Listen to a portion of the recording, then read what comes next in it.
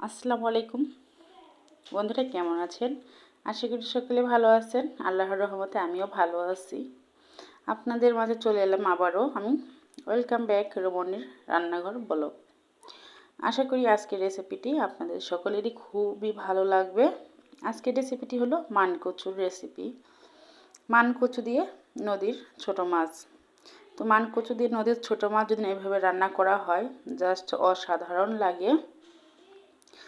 তো এখানে আমি গচি মাছ, পয়া আর অন্য অন্য মাছ আছে, এগুলা আমি এখন ঘষে ঘষে পরিষ্কার করে নিব। আর যেগুলো বেলে মাছ ছিল ওগুলো বেছে আলাদা করে রেখে দিয়েছি, কারণ ওগুলো নরম, জোরে ঘষলে সবগুলো থেতলে যাবে। তো এরকম যদি মানকচু দিয়ে নদীর মাছ রান্না করা হয়, সবাই আঙুল চেটে পুটে খাবে। আশা করতেছি আপনারাও এভাবে জন্য ট্রাই করেন, আপনাদেরও বাসার সকলেই আঙ্গুল চেটে পুটে খাবে। তো এদিকে আমার মশলাপাতি সমস্ত কিছু রেডি করা আছে। মানকচু আমি চিকন করে কেটে নিয়েছি। যেহেতু ছোটো মাছ দিয়ে আমি চচ্চড়ি করব, সেহেতু মানকচু দিয়ে আমি চিকন করেই কেটে নিয়েছি। তো এদিকে আমি কড়াই চড়িয়ে দিয়েছি। কড়াইটা গরম হওয়ার সঙ্গে সঙ্গেই তেল দিয়ে দিব। আপনারা চাইলে ইলিশ মাছ, মুরগির মাংস, গরুর মাংস অনেক কিছু দিয়ে খেতে পারেন।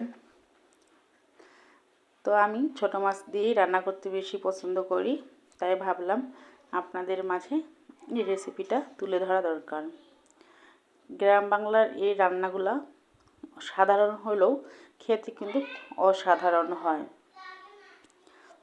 তো এরকম নতুন নতুন রেসিপি পেতে অবশ্যই আমার মনির রান্নাঘর ব্লগ চ্যানেলটির সঙ্গে থাকবেন। তো কথা বলতে বলতে পেঁয়াজগুলো ভাজা হয়ে গেল।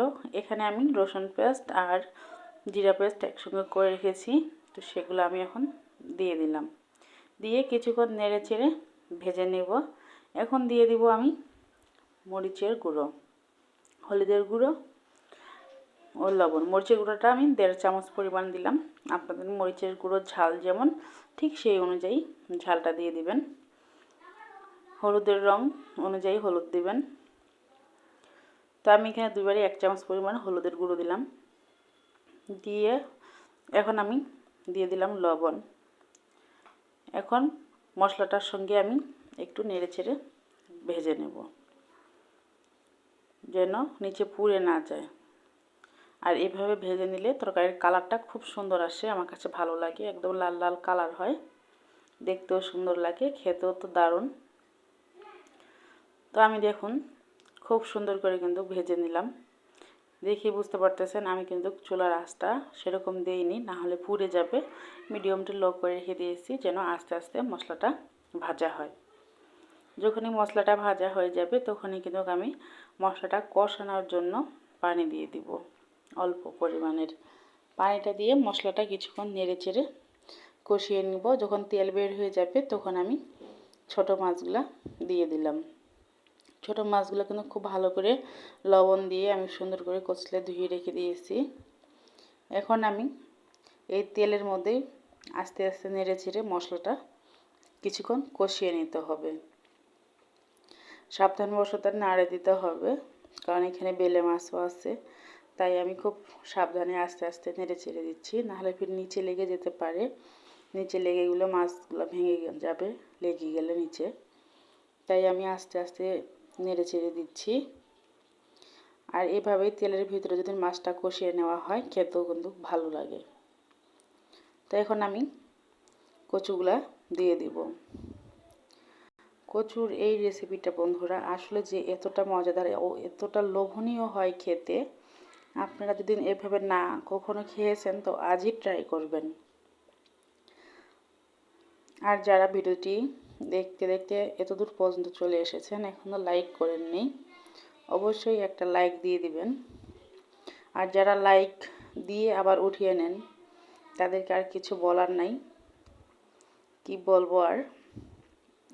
যাই হোক, যদি ভিডিওটি ভালো লেগে থাকে আজকে অবশ্যই একটি লাইক দিয়ে কমেন্ট করে জানাবেন যে আজকের রেসিপিটি কেমন হয়েছে।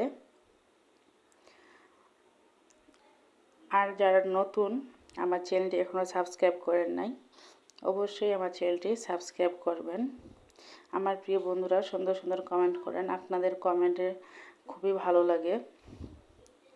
আর এরকম আরও নতুন নতুন কমেন্ট করে আমাকে এগিয়ে যাওয়ার উৎসাহ করবেন। আপনাদের ভালোবাসায় আমি এগিয়ে যাব ইনশাল্লাহ। তো আমি কিছুক্ষণ ঢেকে দিলাম, আর চুলার আঁচটা কিন্তু মিডিয়াম টু লো এভাবেই আছে। দিয়ে দিলাম কয়েকটা কাঁচামরিচ কুচি, কাঁচামরিচগুলো আমি 2 ফালি করে নিয়েছি। কাঁচামরিচটা আপনি পরে বা প্রথমেও দিতে পারেন। তো কিছুক্ষণ আমি রান্না করে নিলাম।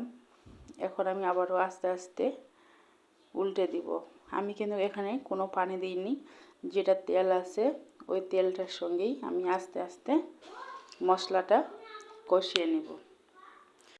একদমই আগে পানি দেওয়া যাবে না, তাহলে তরকারির স্বাদটা নষ্ট হয়ে যাবে।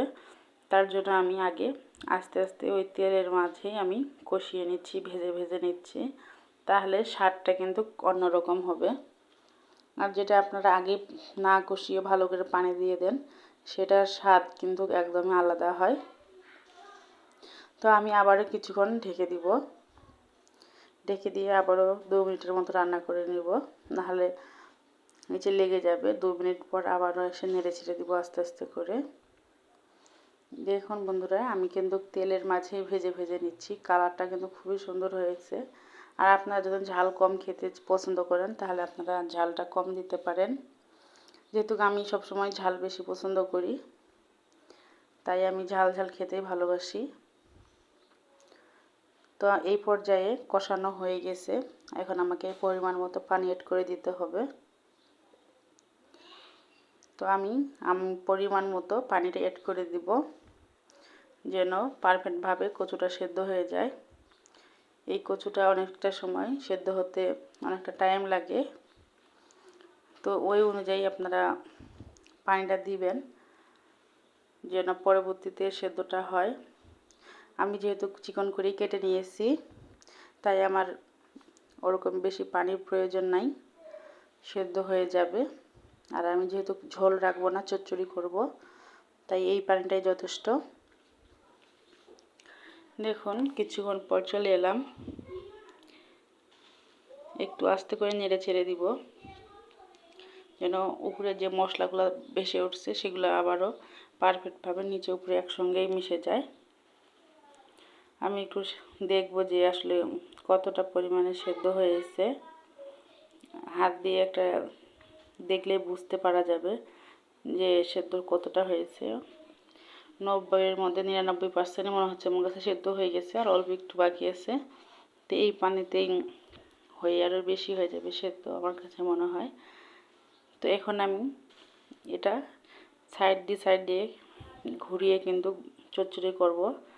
তো আমি তার আগে দিয়ে দেবো কিছু ধনিয়া পাতা কুচি, না থাকলেও সমস্যা নেই, এটা অপশনাল। দিয়ে 2 মিনিটের মতো আমি আবারও ঢেকে রান্না করলাম, যেন ধনিয়া পাতার স্মেলটা ভেতরে ঢুকে যায়। তো দেখুন আমি কিন্তু ঘুরিয়ে ঘুরিয়ে চারপাশে সাইড দিয়ে এটা কিন্তু রান্না করে নিয়েছি। মাটির চুলায় হইলে তো কথাই নাই, আরও সুন্দর হয়। যেহেতু আমাদের শহরে মাটির চুলা খুবই টাফ, তাই সেরকম পাওয়া যায় না, মানে রান্না করার ব্যবস্থা কম।